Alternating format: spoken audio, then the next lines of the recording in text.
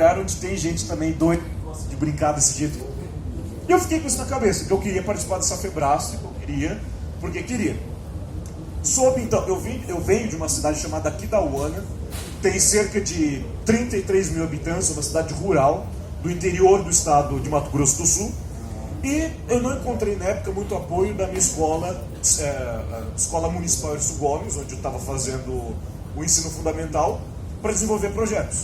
Porque o professor brasileiro, professor, enfim, de escola pública no geral, não é obrigação dele fazer isso com estudantes. Você pensa bem a carga horária que o professor tem para cumprir.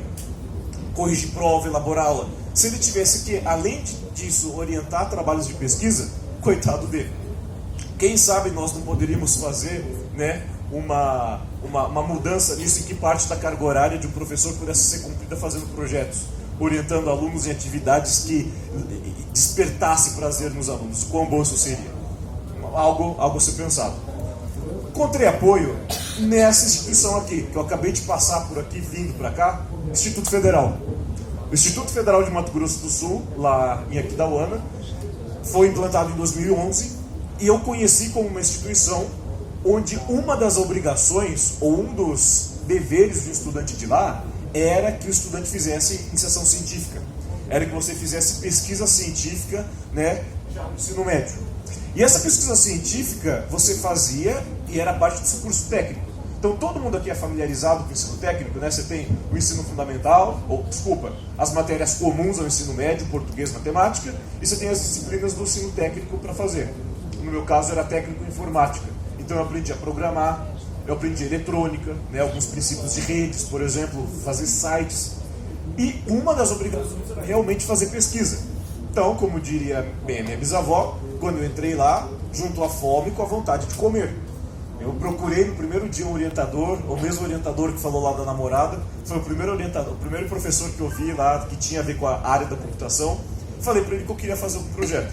E essa é só uma analogia que eu faço, porque Aquidauana não tem aeroporto, né? O pessoal brinca que Aquidauana não tem aeroporto, que é uma cidade rural de 33 mil habitantes.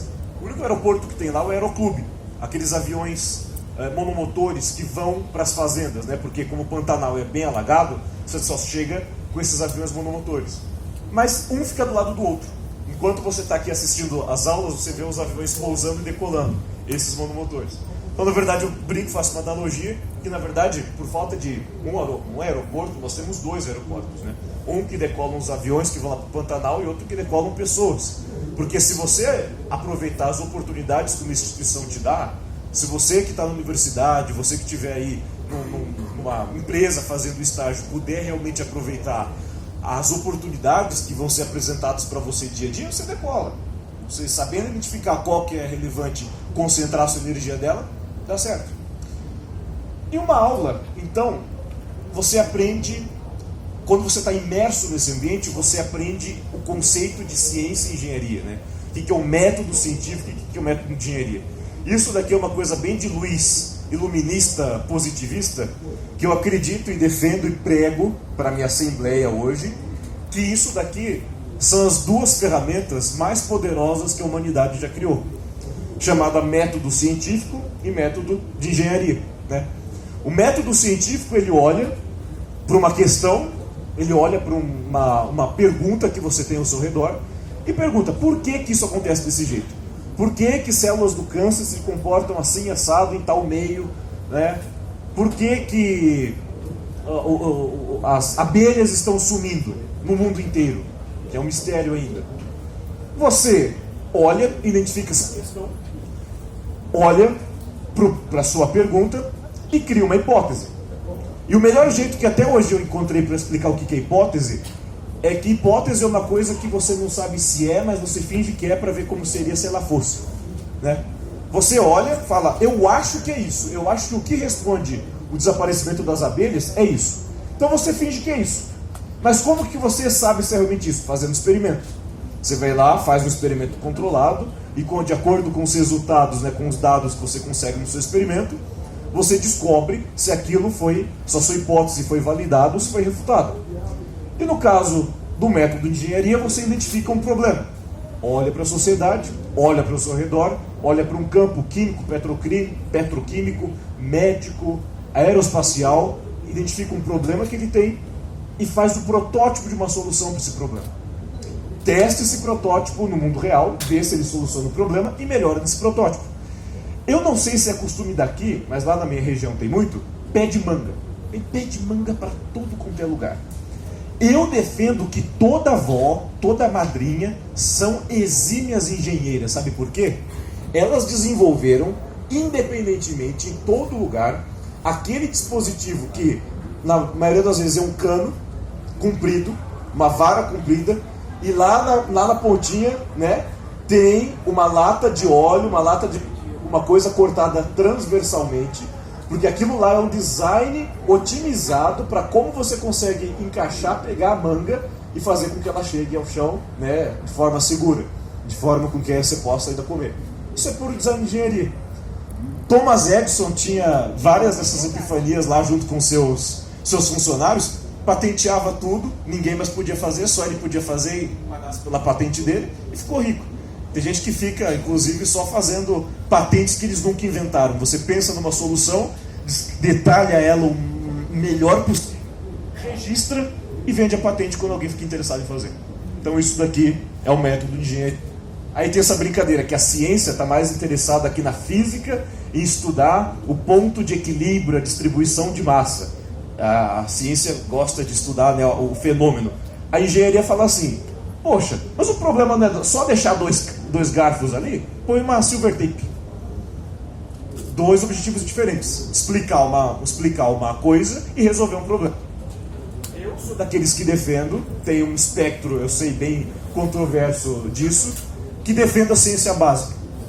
As pessoas falam: por que tem gente estudando a enzima da asa da borboleta, que não sei o que lá? O que isso vai ter de útil na nossa vida?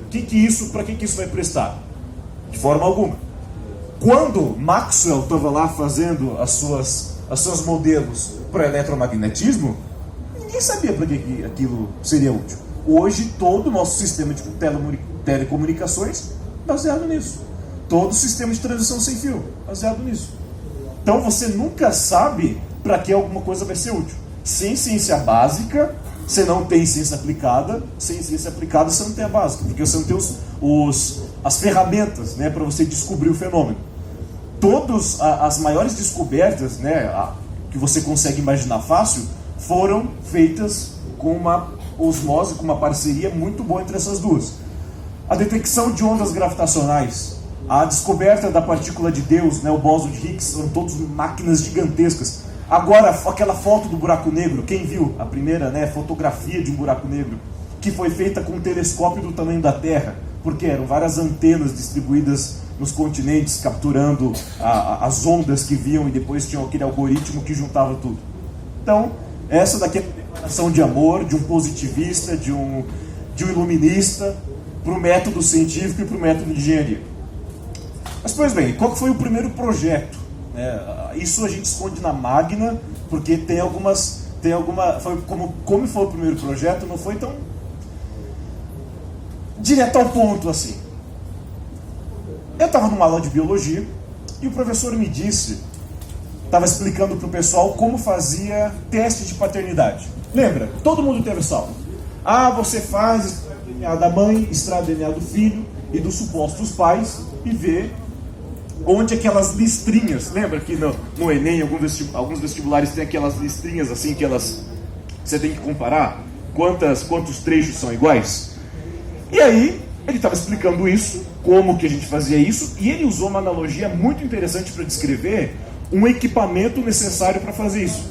Ele falou: para você fazer isso, a gente usa uma máquina de xerox de DNA, que é uma máquina que copia várias vezes um trecho de DNA, um fragmento, e depois você revela esse fragmento num gel. Eu falei: professor, mas como assim, máquina de xerox de DNA? Ele falou: é uma máquina de xerox de DNA. Eu falei: vamos fazer esse negócio aqui, o experimento? Vamos pegar o DNA pra gente extrair e ver? Ele falou: bom, DNA é relativamente fácil de extrair, tem alguns kits que dá para comprar prontos, com os reagentes para você extrair o DNA.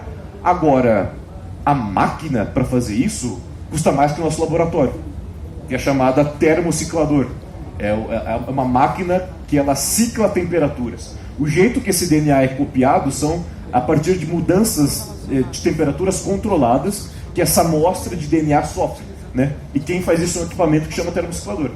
Aí, pelo menos na minha região, a gente tem um ditado que fala, quando uma pessoa fala um preço muito caro para alguma coisa, você fala, tem ouro nisso, né? E tinha.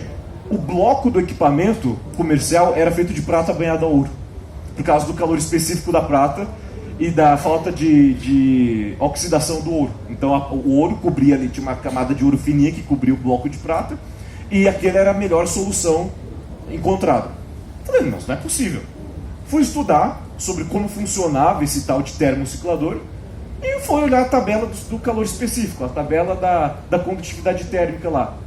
O material que tinha abaixo da prata era o cobre. Eu não lembro o número de cabeça agora, mas era muito inferior o quanto conduzia. Então, por que não usar cobre ao invés de prata banhada a ouro?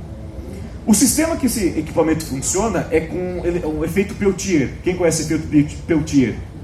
Que é aquele utilizado nos bebedouros, aquela pastilhinha.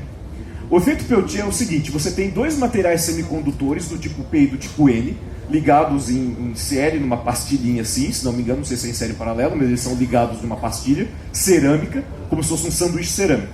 Quando você aplica uma corrente elétrica nesse sistema, você gera uma bomba de calor. E um lado você absorve calor e outro lado você libera. No lado que absorve fica muito frio, no lugar que libera fica quente. Se você controla a direção da corrente elétrica com uma ponte H, simples, aquelas que controlam motores, né, feito com transistor MOSFET, você consegue fazer hora esquenta, hora resfria. E aí eu fui comprando os materiais pela internet, pelo Mercado Livre, em loja de peças de computador, brinquei os meus finais de semana inteiros com isso, utilizei o famoso Arduino para fazer o controle das temperaturas e construí um protótipo de um termociclador que em 2015 foi testado em laboratório. Esse teste do termociclador foi outra coisa interessante, que é legal falar para um público menor, que foi o seguinte: eu precisava apresentar os resultados dessa pesquisa em um seminário lá no Mato Grosso do Sul, lá na capital do Mato Grosso do Sul, em 2015, exato, que era o seminário que ia treinar toda a delegação do Mato Grosso do Sul que ia para São Paulo apresentar na Febrasa. E tinha que estar tudo pronto. Era pessoal exigente, era uma banca de professores universitários que avaliavam a gente, na época eu tinha 15 anos. 2015, 16, 17. Sim, eu tinha 17 anos em 2015. E imagina, super nervoso lá para apresentar, os professores eram rígidos. E aí, o meu aparelho ainda não estava testado no laboratório. Eu ainda não tinha copiado o DNA no comercial, copiado o DNA no meu e visto se a capacidade de copiar o DNA era a mesma. Não tinha ideia. Na última hora, o seminário era no sábado, às 10 e pouco da manhã. Sexta-feira, eu cheguei no laboratório, lá da universidade. Eu moro numa cidade a 180 quilômetros de lá. Cheguei lá sexta-feira cedo. Cheguei e falei: sou o carinha que falou com vocês que quer testar o equipamento. O pessoal olhou para mim com uma cara de sexta-feira. Pensa bem, passar uma semana no laboratório, chegar um carinha falando que quer fazer experimento. Foi. Aconteceu que não deu tempo de terminar o experimento no laboratório. E aí eu tive que levar para casa que eu estava ficando lá na capital, a casa da minha prima, na época, o equipamento e a amostra de DNA comigo. Só que tinha um detalhe. Nós estávamos trabalhando com DNA de bactérias causadoras de infecções hospitalares. E esse DNA, depois desse sistema de cópia, ele precisa ficar refrigerado. Então, depois que terminou de copiar no meu equipamento, que eu varei a madrugada fazendo isso, eu deixei lá, ao lado do feijão congelado, no congelador da minha prima, o DNA das bactérias. Eu sei que nós estamos engenheiros, mas vamos aliviar os concertos. O DNA fora do organismo não faz nada. O DNA, as pares de base, eu posso pegar o DNA, colocar na língua aqui. Não faria isso, mas não faria isso, mas conceitualmente o DNA fora do organismo ele não apresenta risco como dentro da própria bactéria. Então tecnicamente estávamos a salvo. O outro dia, bem de manhã cedo, 5h30 da manhã, eu estava lá no laboratório, entreguei a minha amostra de DNA para ele revelar no gelzinho, Ele pegou a amostra de DNA que estava copiando no equipamento comercial, no